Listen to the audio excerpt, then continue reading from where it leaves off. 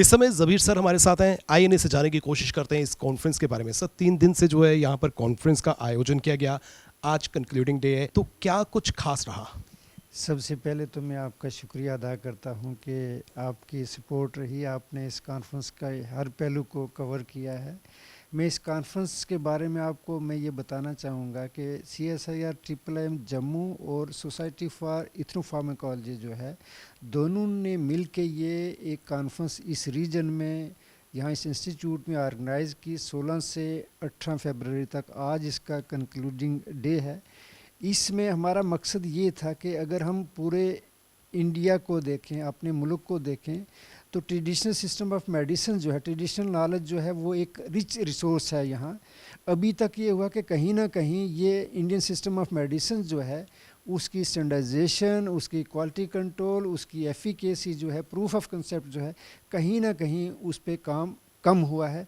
तो हमारा ये इसमें एक इनिशिएटिव रहा कि इस कॉन्फ्रेंस के द्वारा जो Indian traditional system of medicine जो है, जो फाइटोफार्मास्यूटिकल जो है, उसकी स्टैंडर्डाइजेशन किस तरीके से हो रही है, क्या रिक्वायरमेंट है, फर्दर प्रोडक्ट डेवलपमेंट में अगर जाना है तो किस तरीके से रिसर्च की रिक्वायरमेंट क्या है और रिसर्चर्स ने क्या क्या काम किया।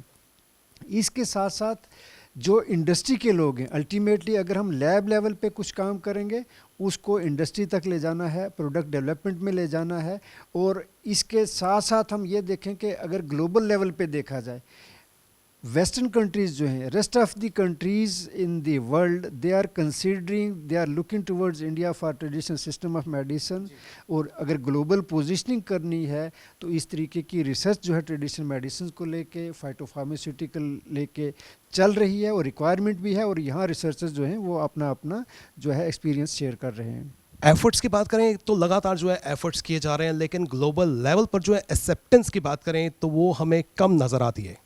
बिल्कुल, आपने ये सवाल जो है बिल्कुल सही किया। और इस सवाल का जवाब जो है, that is the urgent requirement of the present time. मैं आपको ये बताऊं कि इंडिया में वी हैव फाइटोफार्मास्यूटिकल गाइडलाइंस, जिन गाइडलाइंस के तहत हम हर्बल मेडिसिन्स को, जिस तरीके से एलोपैथिक मेडिसिन्स को हम जो है, जो प्रोसेस होता है प्री क्लिनिकल डेवलपमेंट में, क्लिनिकल डेवलपमेंट में, देन आगे क्लिनिकल ट्रायल चलते हैं, प्रोडक्ट डेवलपमेंट होता है, उसी तरीके से गवर्नमेंट ने ये गाइडलाइंस बनाई हैं। 2017 से ये गाइडलाइंस इन प्लेस हैं। और इन गाइडलाइंस को मद्देनज़र रखते हुए, इनका फॉलो अप करते हुए हमारे रिसर्चर्स ने ऐसे काम जो हैं फाइटोफार्मास्यूटिकल्स में जो है वो स्टार्ट किए हुए हैं। CSIR ने, जो हमारी ऑर्गेनाइजेशन जो है, काउंसिल ने ऑलरेडी CSIR फाइटोफार्मास्यूटिकल मिशन लॉन्च किया, जिसके 2 फेजेस कंप्लीट हो गए। तीसरा फेज़ जो है अप्रैल ऑनवर्ड जो है, अगले 2 महीनों के बाद जो है वो स्टार्ट होने वाला है। इसमें मैं ये बताना चाहूँगा कि आपने बिल्कुल सही कहा कि ग्लोबल लेवल की अगर पोजीशनिंग की बात करें तो कहीं ना कहीं कम है। मैं आपको ये कहूँ कि 2017 के बाद जब ये फाइटोफार्मास्यूटिकल ड्रग डेवलपमेंट का काम स्टार्ट हुआ, अभी तक हमारे पास 3 लीड्स ऐसी आइडेंटिफाई की हैं हमने, अल्जाइमर के लिए, आर्थराइटिस के लिए, कैंसर के लिए, जो कि फ़ेज़ 1 क्लिनिकल ट्रायल में हम लेके जा रहे हैं।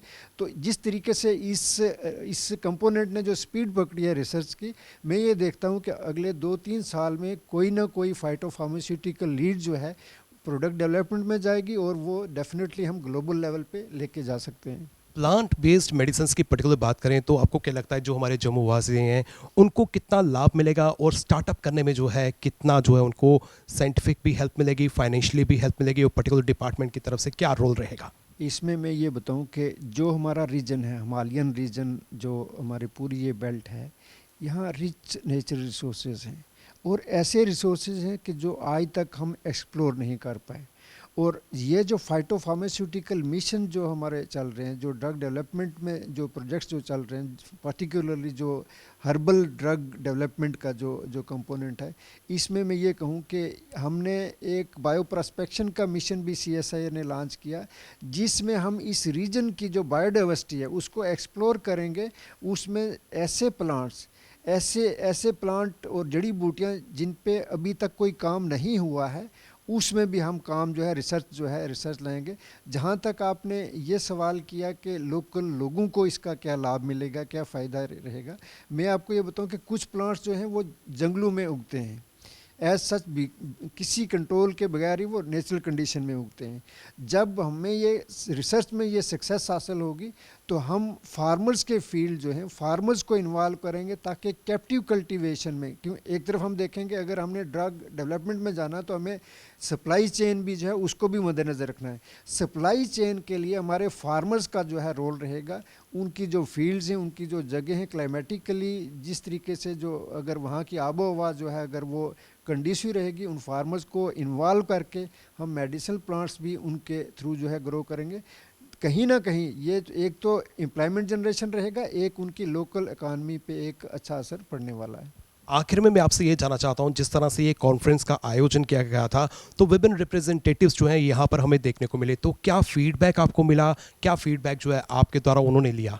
मैं इसमें मुझे खुशी हो रही है ये आपके साथ शेयर करने में कि जैसे 20 मुल्कों से ज़्यादा जो पार्टिसिपेंट्स जो हैं इंडिया, ऑल ओवर इंडिया से तो आए, लेकिन रेस्ट ऑफ कंट्रीज से यहाँ जो पार्टिसिपेंट्स आए, इंडिया से जो रेस्ट ऑफ इंडिया से जो यहाँ आए, ये मैं सोचता हूँ कि for the first time in the history of this institution के इस लेवल की एक कॉन्फ्रेंस की है, एक अच्छी शुरुआत है। उनका जो फीडबैक जो मैंने अंडरस्टैंड किया, जो उनके तासरात से जो मुझे ये मैंने पाया कि ये जो है really this was a critical requirement to hold such kind of events where people from industry, people from scientific community, people from policy making components aspects, they attended these 3 days deliberations of this conference। और इसमें मैं ये सोचता हूँ कि सभी ने अपना अपना इनपुट दिया in the form of their presentation, their experiences sharing.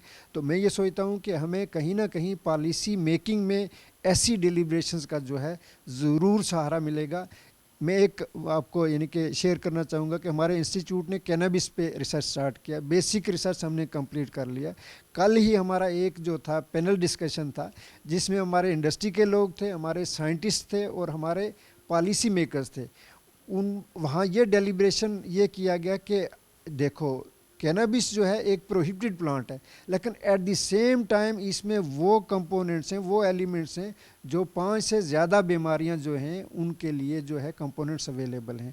Definitely एक क्रिटिकल रिक्वायरमेंट है और मैं ये सोचता हूँ कि जिस तरीके से हमने ये इनिशिएट किया है, अगर इसी तरीके से ये काम कंप्लीट करने में हम अगर कामयाब रहेंगे, जब हम ये देख रहे हैं कि यूएस से इंपोर्ट हो रहा है हमारे कोई भी कैंसर की medicine, cannabis based medicine particularly जो इंपोर्ट हो रही हैं, हम वो इंपोर्ट करने के बजाय हम एक्सपोर्ट की पोजीशन पे डेफिनेटली आएंगे। बहुत बहुत शुक्रिया ज़बीर सर, आपने हमें समय दिया और जिस तरह से वक्त दूर नहीं है, जिस तरह से काम किया जा रहा है यहाँ पर जो है प्लांट बेस्ड मेडिसिन जो है उसको काफ़ी डेवलप किया जाएगा, जिससे रोज़गार के भी अवसर खुलेंगे और जिस तरह से हम लोग बीमारियों की गिरफ्त में आ रहे हैं उन बीमारियों से जो है हम लड़ सकेंगे, मुकाबला कर सकेंगे। और जिस तरह से इनिशिएटिव लिया गया है, ग्लोबल मार्केट में जो है इसकी एक्सेप्टेंस लाई जाएगी, पॉलिसी बनाई जाएगी ताकि हर्बल जो प्रोडक्ट्स हैं, हर्बल मेडिसिन हैं, हर्बल प्लांट्स हैं, उनको हम एडॉप्ट करें और उनको एक्सेप्ट करें और अपनी जीवन शैली में जो है उनको स्थान दें। फिलहाल नितिन कनोत्रा और मुझे यानी रितेश गुप्ता को दीजिए इजाजत और आप देखते रहें एक्सेलशियर न्यूज़।